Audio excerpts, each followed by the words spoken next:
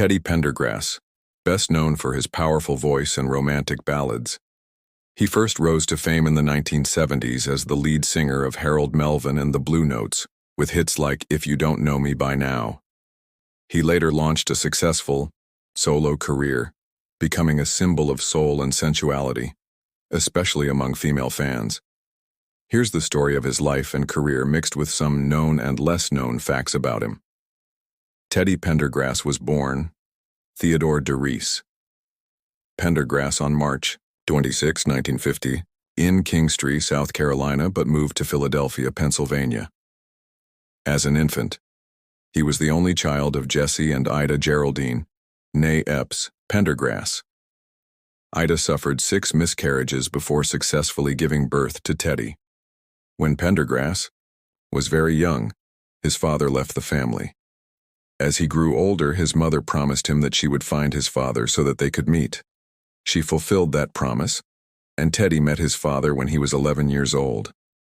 Not long after, Jesse was stabbed to death on June 13, 1962, during an altercation with another man. His absence deeply affected Teddy. Growing up in a working-class, deeply religious household, Teddy was heavily involved in the church, where he sang in the choir and later became an ordained minister at just 10 years old, a reflection of his strong early connection to gospel music. His love for music developed early, and he learned to play drums and sing, talents that would eventually shape his career. He attended Thomas Edison High School for Boys in North Philadelphia. He sang with the Edison Master Singers. He dropped out in the 11th grade to enter the music business, recording his first song, Angel with Muddy Feet. The recording, however, was not a commercial success.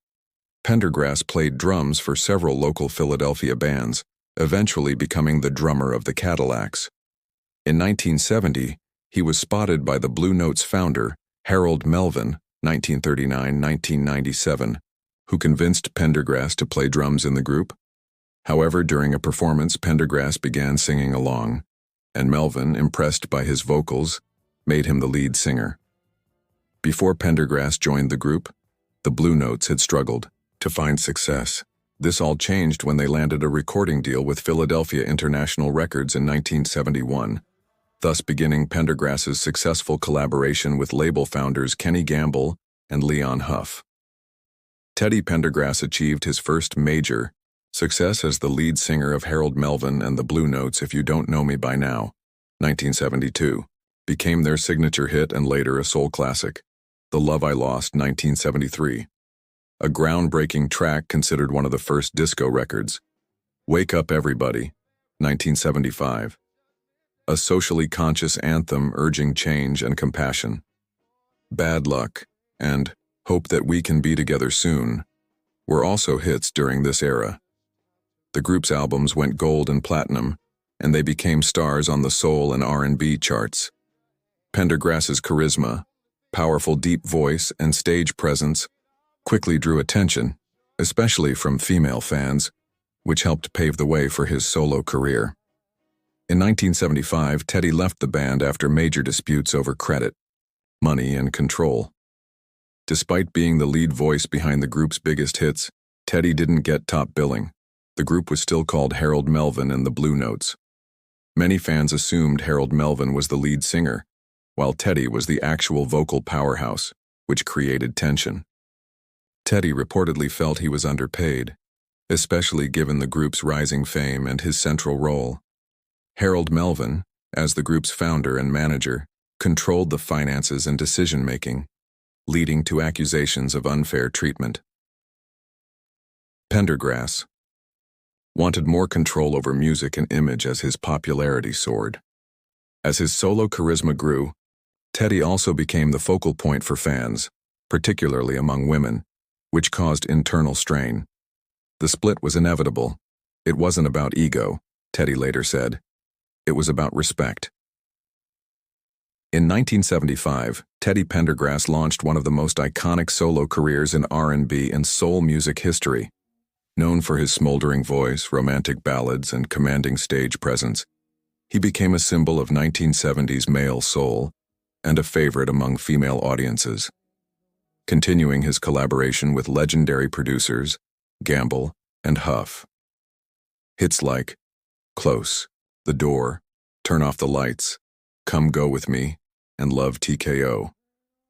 He became the first solo black male artist to have 5 consecutive platinum albums, and around 1979, probably the most popular soul singer too.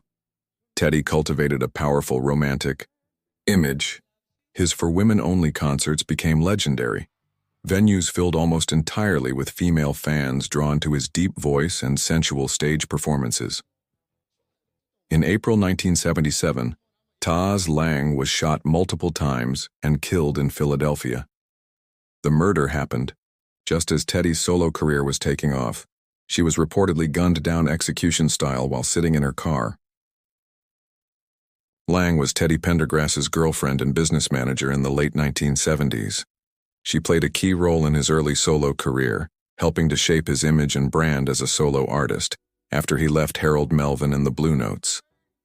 The case was never officially solved. Some rumors suggested it was connected to business or underworld dealings, possibly involving disputes within the music industry or over control of Teddy's career. Teddy Pendergrass was never implicated in her death, but the murder cast a dark shadow over his rise to stardom and added to the mystery surrounding his early fame.